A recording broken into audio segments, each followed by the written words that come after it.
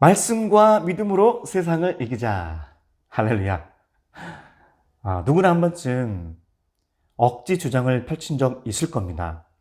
저 또한 그런 경험이 있습니다. 그런데 오늘 성경을 보니까 오늘 성경 속에서도 억지 주장을 펼치고 있는 한 족속과 왕이 등장해요. 그는 암몬 왕입니다. 이 암몬 왕은 이스라엘이 소유하고 있는 한 땅을 자신들에게 반환하라고 요구하고 있어요. 그런데 사실 암몬과 그 땅은 크게 상관이 없고 또한 암몬이 그 땅을 소유한 적도 없는 땅입니다.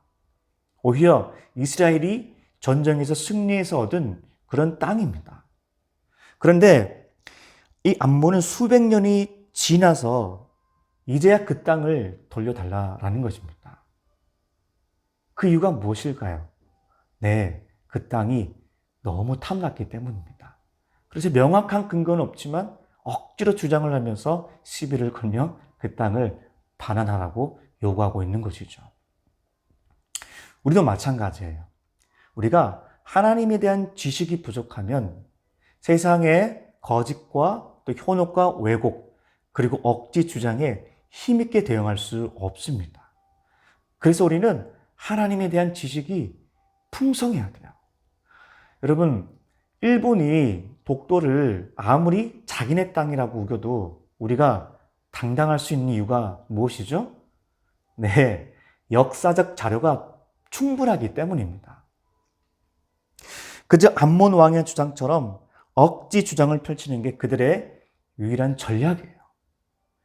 이처럼 우리도 하나님에 대한 지식과 하나님의 말씀을 잘 알지 못하면 세상의 논리에 휩쓸릴 수 있습니다. 자, 그런데 이스라엘의 사사 입다의 대응이 상당히 궁금해요. 그는 어떻게 대응을 했을까요? 이 입다의 반론을 우리는 주목해야 합니다. 먼저 그는 이스라엘의 역사를 꿰뚫고 있었어요. 그래서 입다는요, 구구절절 명확한 역사적 사실과 근거를 가지고 암몬 왕에게 논리적으로 반박해요. 이 명확한 역사적 사실 앞에 이 암몬 왕은 제대로 반박조차 하지 못합니다. 왜 그럴까요? 네, 사실에는 힘이 있기 때문입니다. 사실은 힘이 있습니다. 여러분, 우리도 분명하게 알아야 할 사실은 하나님은 실제하시고 하나님은 살아계신다라는 거예요. 하나님은 역사 그 자체이십니다. 전사님도 처음 하나님에 관한 지식이 빈약할 때 힘 있는 신앙생활을 하지 못했어요. 쉽게 흔들리고 또 쉽게 상처를 받기도 하며 또 두려운 마음들이 자주 찾아오기도 하고 또한 사사로운 감정에 많이 휩쓸리기도 했습니다. 그런데 진지하게 성경을 읽기 시작하면서 하나님에 대해서 조금씩 알아가기 시작했어요. 하나님이 어떤 분이신지 또한 하나님께서 나를 위해 무엇을 행하셨는지를 발견하자 제 안에 변화가 찾아왔습니다. 두려웠던 마음들이 점점 담대해지고 움츠려들었던 내 마음과 어떤 그런 행동들이 당당해지기 시작했어요. 그리고 마음 안에 이상하게 알 수 없는 정말 천국의 평안과 하나님에 대한 확신들이 제 안에 점점 채워지기 시작했습니다. 그래서 예전보다 저의 모습이 더 당당해지고 또한 더 자신 있는 제 모습을 발견하게 되었습니다. 그 이유는 무엇입니까? 네, 하나님을 알기 시작하면서부터입니다.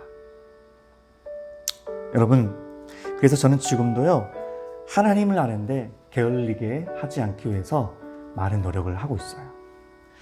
A.W. 토저가 그에 있어서 지저스에서 이렇게 얘기를 합니다. 살아있는 믿음은 진정한 알매에서 시작된다. 할렐루야. 그렇습니다. 살아있는 믿음을 소유하기 위해서는 알미 필요한데 그 알은 바로 하나님에 대한 지식입니다.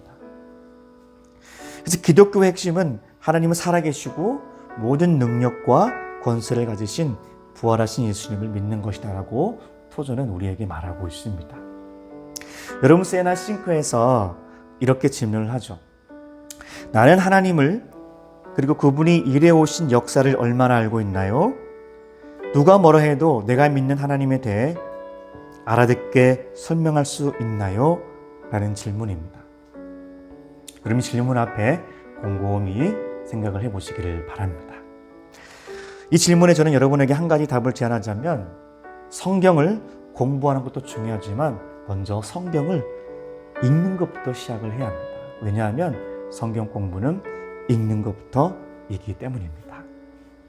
여러분이 성경의 진리를 알아가기 시작한다면 하나님을 아는 기쁨과 또한 거짓 가치관과 싸워서 삶의 자리에서 여러분 매일 승리할 수 있을 것입니다.